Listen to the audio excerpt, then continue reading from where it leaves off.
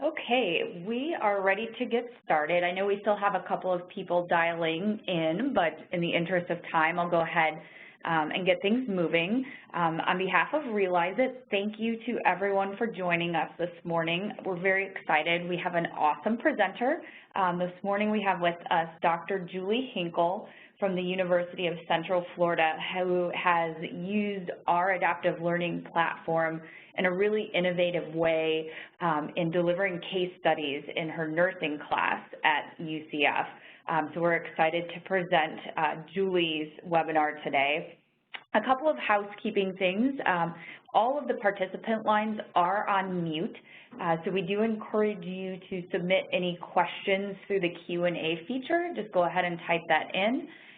Julie will be stopping at several points in her presentation to take questions, which is a little bit different than our traditional webinars. So please feel free to type in your questions, and Julie will address those throughout the presentation. And then we'll also come back to questions at the end, of course. And we will be recording this, so if you do have to leave other commitments, we will send out the recording to everyone who has registered. So with that, I would like to turn it over to Dr. Julie Hinkle. Julie, take it away. Hi, everybody. As Leah said, my name is Julie Hinkle, and I've been teaching longer than I care to admit, over 20 years now, and a large part of my teaching career actually has been at least in part online and in part face-to-face. So I've always been looking for ways to make how I teach work better for students, as I'm sure many of you already do yourselves. But let me get to the point about the case-based learning process that I'm doing here with the Realizeit. I'm sure many of you guys know it's a very commonly used way to teach students about concepts. You know, you try to present things so that students get it in a way that makes sense to them, that they can see play out in real life. Cases are used in lots and lots of disciplines, and they can be super simple, where you're just really trying to get one concept across, to incredibly complicated when you have these complex and interacting concepts. Nursing in particular seems to like, and medicine in particular, likes case-based learning because it kind of grows up from where we teach. You know, when I started teaching way back in the day, I started teaching nursing clinicals. And for those that don't know what those are, it's when a faculty takes a small group of students into the hospital or into the community and assigns these students a patient to take care of during the day. And it's the patient's story and the things that are wrong that the patient needs to have fixed, maybe, that becomes the foundation of a lot of the cases that we do within nursing. This is used for a long time, and it's well supported by nursing, in fact, by faculty and students. Thistlethwaite did a review of all these case-based learning studies and found that, you know, a lot of faculty really like them, a lot of students really like them, and more recently we've done more studies about learning outcomes. And those that do research on learning outcomes know that it can be really challenging to do a good study to measure good learning outcomes, but there's support for critical thinking, understanding of difficult concepts, and improving clinical skills. And for those that know anything about medical education, we do a lot of simulation as well, which is just a very complicated case study, if you want to think about it that way, where you have a mannequin, virtual or in real life simulator that breathes, talks, blinks, and that you can put a story into that is your case. But those are very expensive and difficult to maintain, which is why when I found out about a way to use Realizeit to make my case studies, I was very happy. The trouble with case-based learning activities is you really have to think about them before you build them, if you do it right at any rate, or else you're going to kind of waste your time a bit. So you need to know where your students' current knowledge level is. What should they already know coming in your door? What are your learning objectives, you know, the overall learning objective for the class maybe, or for the module? and then the subset of concepts that need to be taught to meet those learning objectives, and then how you can assess what they learned. There's a lot of problems with case-based learning, and I find this doesn't matter whether you do a high-tech or low-tech delivery of case-based learning, that they tend to be very static. It's very time-consuming to create these cases, especially if you don't want them to be static. So what I mean by static is it's the same story and the same answer at the end. And what I mean by the answer is if I'm trying to do a case on, say, a patient that has diabetes, and I'm trying to teach students all about diabetes, but I'm doing it in a static way, then my answer at the end, I can only tell one story, so this person can only have one thing going wrong, or if more than one thing, the same group of things going wrong. Like their sugar can be really high, but because it's static, it's never normal, it's never low. And then, so that means when a student goes to revise the case, to try to study maybe, to practice, to improve a grade if that's an option, they kind of know what the answer is, even if they don't understand how they got there, because they see it, so it becomes a recognition memory. And then there's limited knowledge application. They learn it, but they don't really understand it, so you can't transfer that knowledge to any other situation, and it's only about the one answer.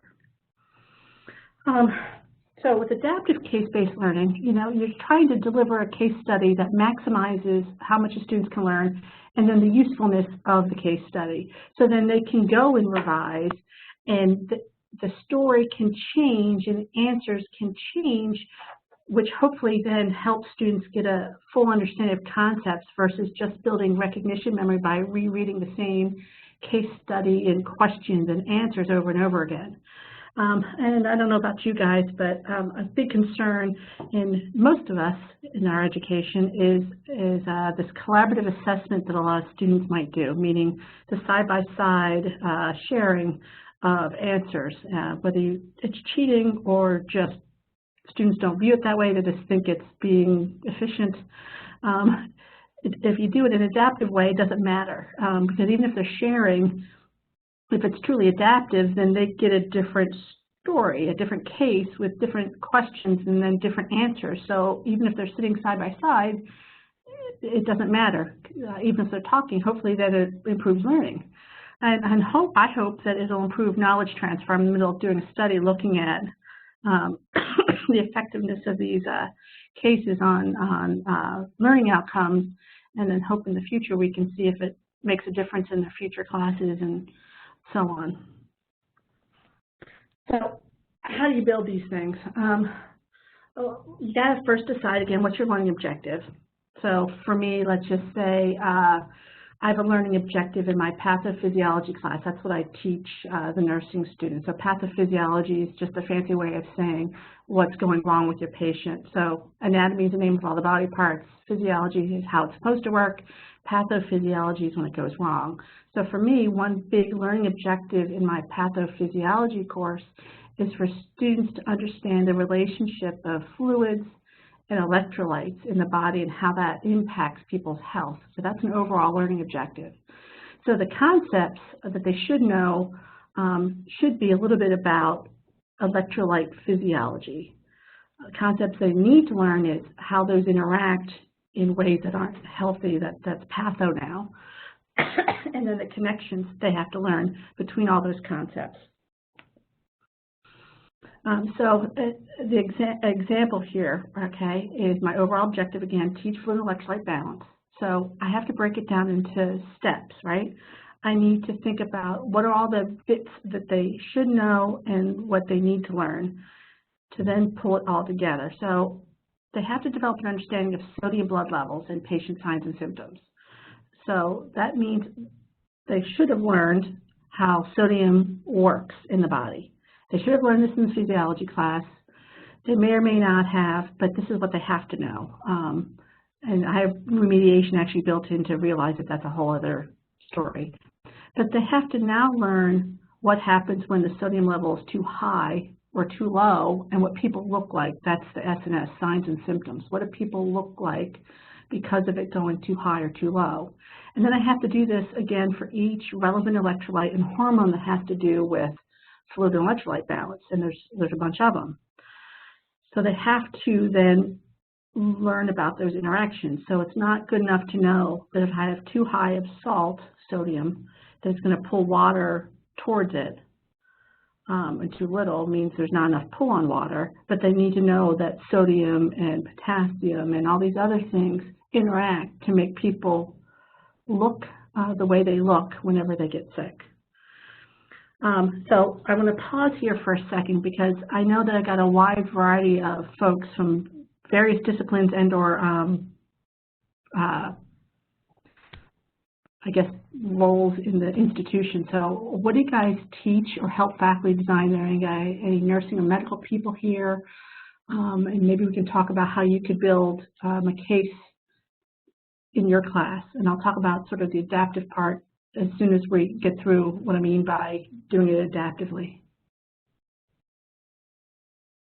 And again, just a reminder that the lines are on mute for participants, so feel free to type your responses to the questions in the Q&A section. I see some of you already got it, so very good.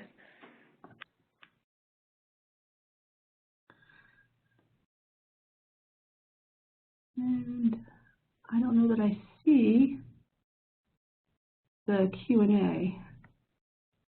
I don't know if anybody's typing or not. We've got a couple, Julie. We have a Dean of Online College, mainly business, IT department at CTU, teach HA in nursing, business case studies, and then business courses. Okay, so quite the wide variety of folks then. Anybody have any questions that I need to answer before we keep going? I don't see any questions in the Q&A box yet. Okay, so I'll try to make sure that I don't get too medicalese when I talk about explaining this stuff. I don't want to lose you guys or make you unhappy because I'm talking medicalese. And my PowerPoint decided it's not working, so let me, there it goes. Okay, so whenever you build an adaptive case study, you have to think about the story that you're trying to tell, whether it's a business, medical, or anything. You have a story that's part of a case study, a scenario, so to speak. So what are the variables that you have? So there's key variables to the concept, and then there's variables that aren't key to the concept. So going back to my fluid and electrolyte example, I have a patient, John Doe, who's 48, who has a sodium level of 140 and a sugar level or glucose level of whatever. My variables are his name, the fact that he's a he versus a she, the age, and then the sodium and glucose level. So my key variables to my concept in this case are going to be the glucose and the sodium level. The stuff that aren't key to the case study are age, in this case, gender, and name. So you can, in an adaptive case study that you can build and realize, you can change all of those variables. So you can have it so things about the story change every time that are irrelevant to what you're assessing. And then you can have variables that are changing that are very critical for the concept that you're trying to get across. When you set up your case study, I find that it's really helpful to do a basic knowledge assessment leading into the case study. So I actually have my modules set up leading into my case studies on all those pieces that I really think they have to know before they get to the case study. So even though I assume they know how sodium works in the body, I have a remedial little node that sort of goes over it again. So if they don't know it, they have that there for them to learn. And that's how I assess my learning objective, is through some basic knowledge assessment, and then I have a graded version of the case study that helps me understand what they know, and that's part of their grade in the class. And I also assess it through an in-class exam that has elements of that concept and case study that's part of the overall assessment in class. And here's the example of what I mean by the variables in the case study. You see all the little red boxes, and it doesn't matter if it makes no sense to you, but it's a variable. So all the red boxes are variables that I've created within my case study. This thing that you're seeing here is what we call a lab sheet, and you don't need to understand what it is, but it's basically stuff that I can generate. In this case, these are numbers. And you can see on the left corner, you see glucose, and then you see below it says Na+, that's sodium, and the K+ below that, that's potassium. In the fluid and electrolyte case study, I have every single red box vary, but in very specific ways. So the glucose in this case study, I have range, but always range between normal and high. And then the sodium will range low, normal, or high.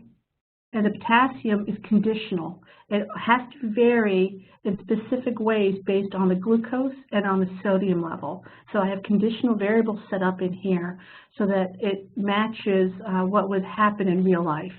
Because if it was a math problem, sort of generically, you can make a lot of math problems with your variables set in certain ways, but people don't kind of work that way. So I can't have one thing go high and one thing go low and the third thing go high that don't make sense sort of physiologically. So you have to be really careful when you create your variables that they actually make sense. I don't have a picture here of it, but I also have another subset that we're actually building right now, changing the story, including things like changing the patient's name, the gender, the age, and other elements about the story, like some pictures that we can have sort of generate with each case study.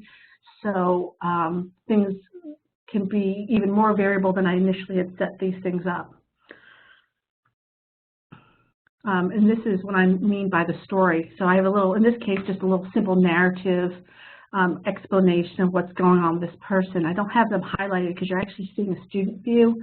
But the Mr. Brown, the 62-year-old Caucasian, obese diabetic, all these little bits I can change as a variable within my case study. So even though the fundamental story is the same every time the student sees it, elements about it change, so then it's not as, hopefully is likely to cause recognition memory, so to speak. And my questions all change, so the answers to my questions change. If the labs change, then the question about what electrolytes are off will change, and then what they do about it changes every time, so the questions will change. And this is another example of the narrative in the lab sheet. In this case, a lab sheet, that pulse, BP, respirations, all those variables also do change. I have them set up to change. And then there's other things about the story that I can have change. In this case, I don't have those change yet. But that's what we're working on.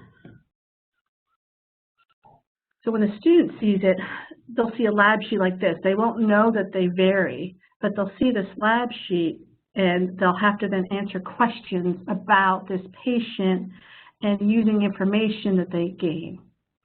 In this case, this is actually a second case that I have within the class, and I have them, part of what they need to learn is how to read an EKG.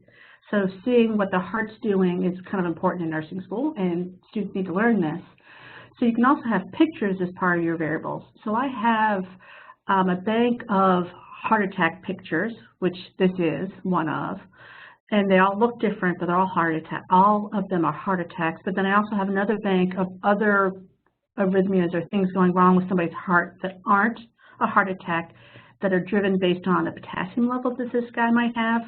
So even though this question is really simple, these clinical findings are consistent with which condition.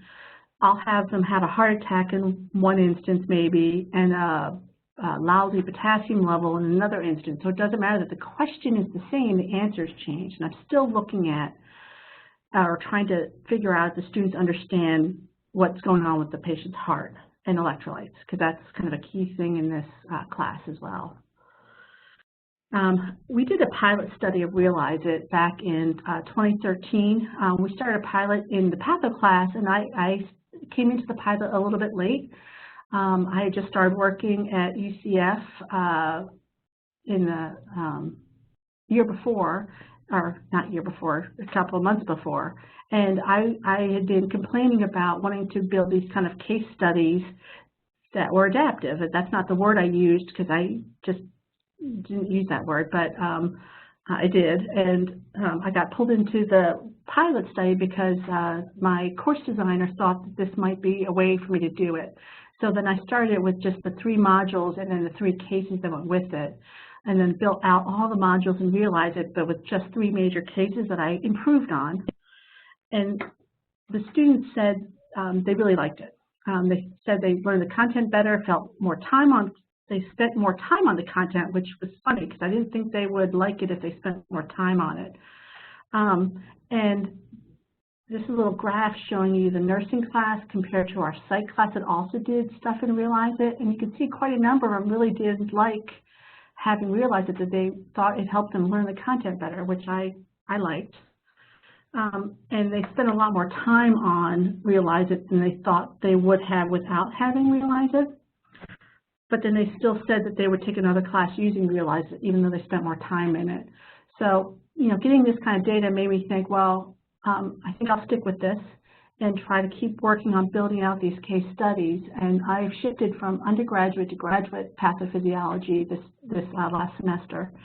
And I'm working on making everything basically case study driven within my grad class. So I have little case studies all the way through big case studies that are being built right now to help teach my students these concepts, because the bulk of my graduate students are actually online.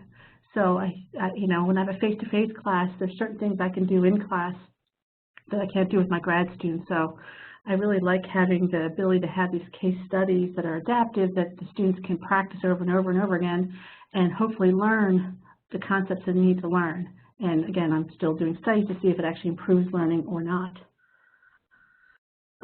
There's pitfall, of course. Anytime you do something new, is it just because it's a shiny that students like it? Meaning, is it just because it's new, it's different, it's not boring?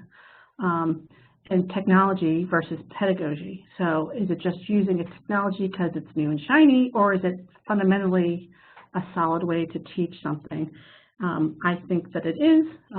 Some folks might not agree with me, but that's why I'm trying to do research to try to figure this all out. So do you guys have questions for me? I know I talk fast, and I'd be happy to explain anything that I didn't explain already. Julie, there were a couple of questions submitted about the pre-assessment. So Sure. does the student, are they assessed prior to the beginning of the adaptive learning process, or does the assessment lead the student to content that would align with their current learning level?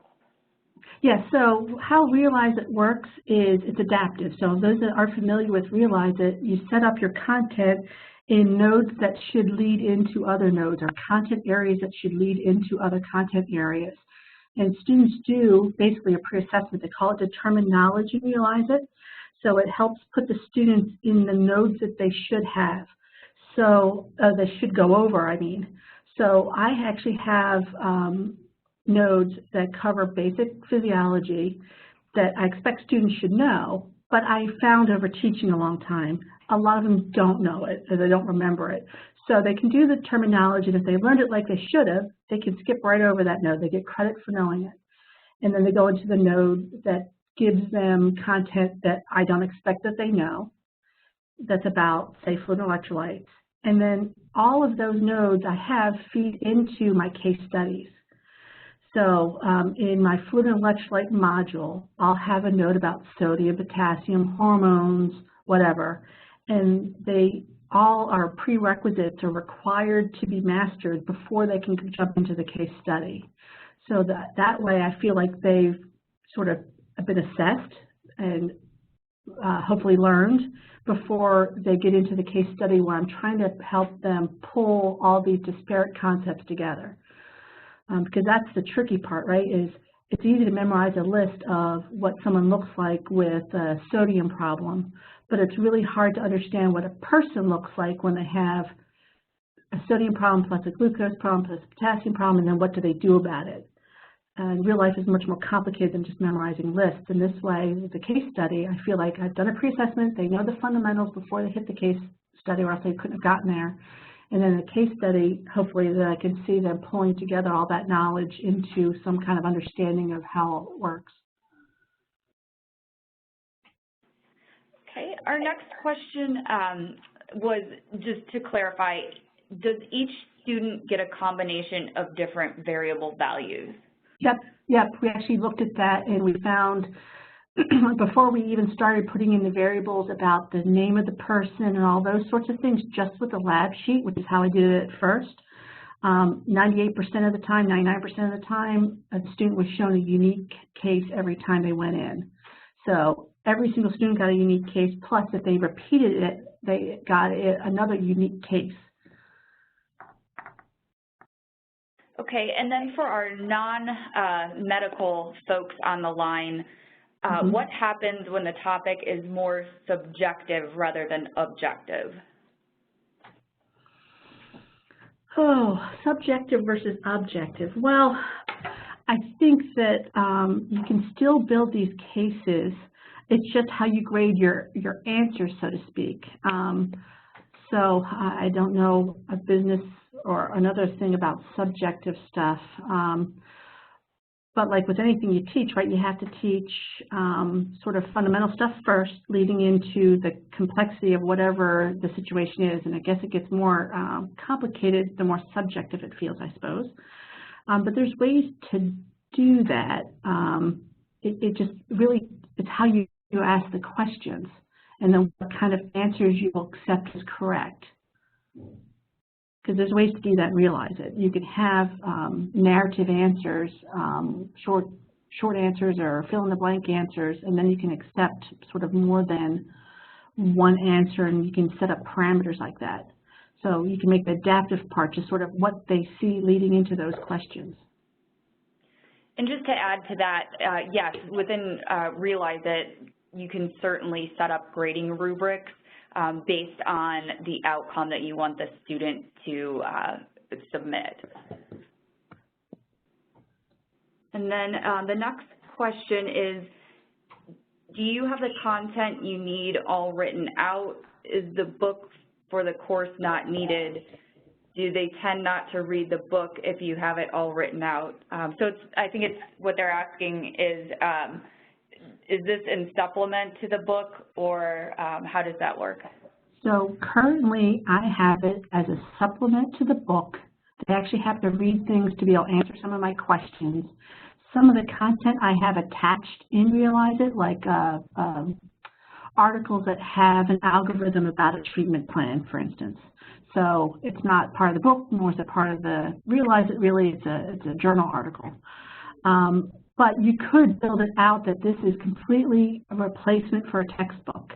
I don't feel like I am the best writer in the world, and nor do I want to spend the time to make it a book, so to speak, but I know our math department is making the Realizeit courses set up that it's a replacement for a textbook. So you can do it either way. I find I have no more or less students reading than don't read, at least through the first exam. So I don't know how to answer that one as far as what students read or don't read. I think that you're always going to have a subset of students that avoid reading if they don't see the point of it until they get asked questions they can't answer by not reading the book. So it kind of depends on what you want to do with it. You could build out your modules that it replaces the book. I don't. I could. I don't think I will. And then the next question is regarding student feedback. Do they receive it as they go, or is there a summary of learning gaps at the end of the case? How do students walk away with a sense of deeper learning? So this is something I did new this semester. We built out a You Try It version of the case studies now that walks them through it. So they got feedback in the case studies before, but it was not as hand-holding as it is set up now. So they get feedback as they go through the case study, and they did all along. But now with the You Try It, it doesn't count towards any grade, and the feedback's a bit more detailed. So it kind of walks them through, hopefully learning all the concepts, and then they can do the You Do It, or I forget what we call it. I don't remember the language, but it's a practice version and a graded version, basically. So they can do the graded version and the practice version as many times as they like. but only in the graded version does it count towards our overall grade for that module. And you do get feedback with both, just more extensive in the practice version. Okay. And then next up, are you able to interweave a case study between courses and introduce a case study in Patho and build on it in a later course in the program? So I think Absolutely. okay, absolutely. You got it. Yeah. So that's kind of my dream in the grad program, is that we build out these case studies in Patho and the health assessment course, and we use the same people or the same foundation that can be built upon and kind of work together more in harmony. We're not there yet, but that's part of my goal. And then within the Patho course itself, I had the same guy show up again in another case study, because those that teach know this already. A lot of students learn to forget. They memorize, they learn it for a test, and then they act like they didn't even keep that knowledge. So if I have the same problems with a patient in a later case study, but then the focus is shifted to some other body system, then hopefully I'm getting them to integrate more whole person problems versus them memorizing a heart problem versus a kidney problem or whatever. So even within that course, you can sort of interweave sort of a storyline throughout.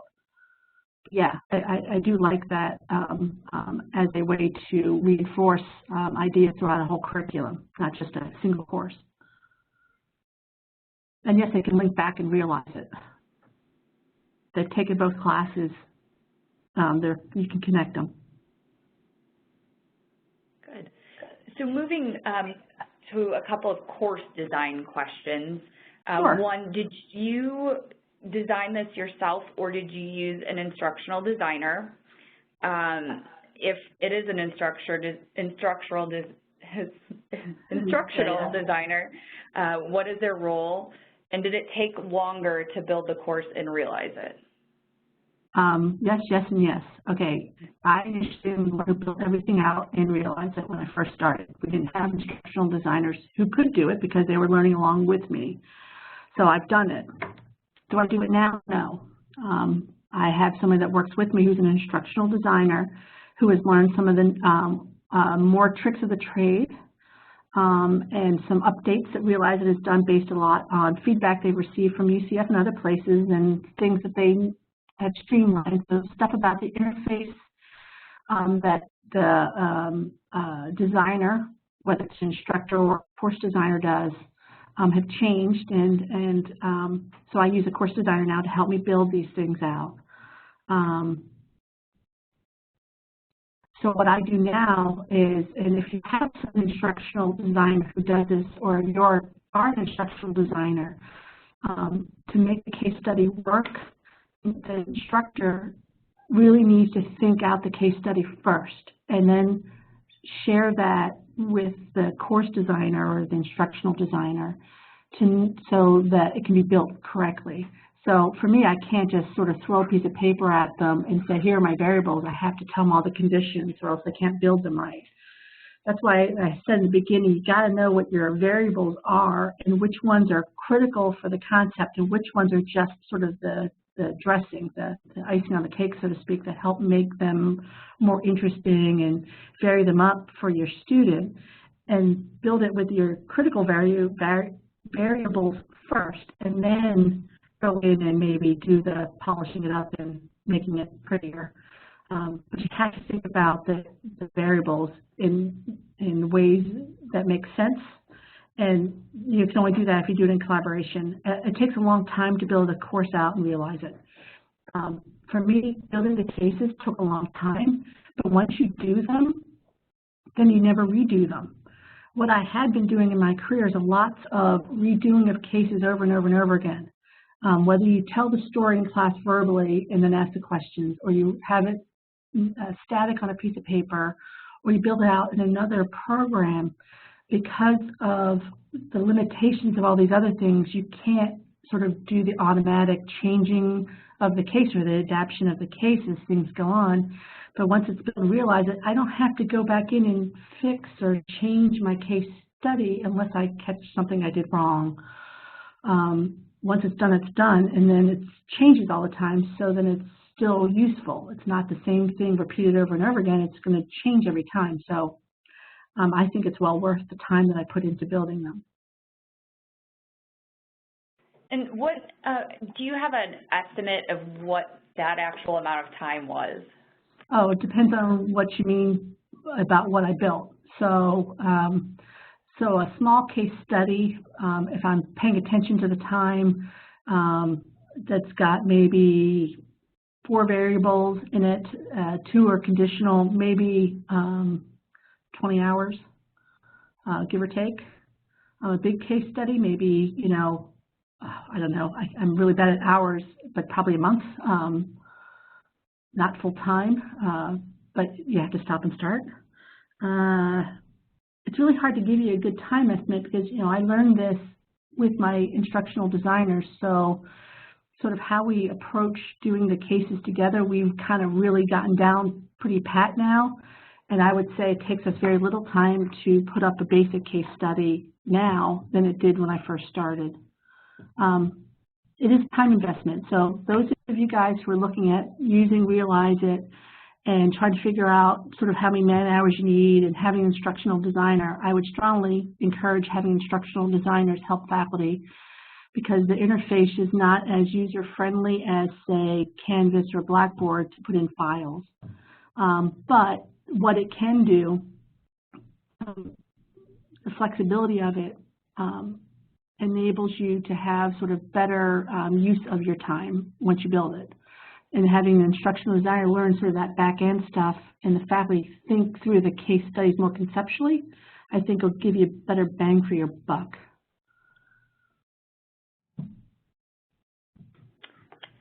Okay, looks like that is all the questions, if I've got everything.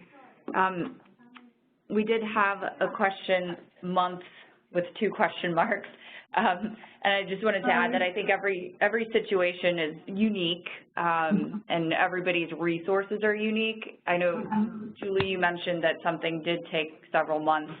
Can you elaborate a little bit on maybe why that one took a little bit longer? Well, when I first was using Realizeit, it took us the whole semester for me to get all 3 case studies up. Now I was teaching and multiple classes and doing other work, so it's not like I was spending 40 hours a week on this.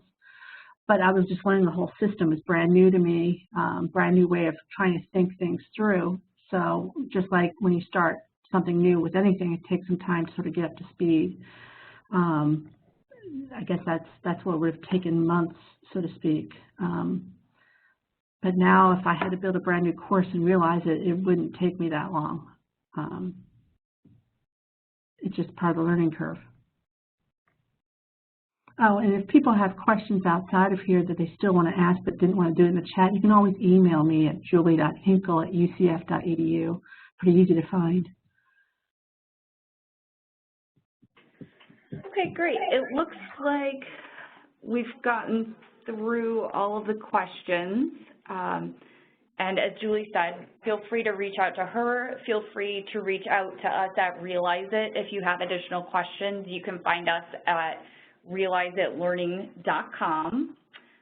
Thank you so much for attending, and we look forward to seeing you next time. And we will follow up with that recording for everyone as well. And thank you to Julie for a really great 40 minutes. Okay. Bye, everybody. All right. Bye.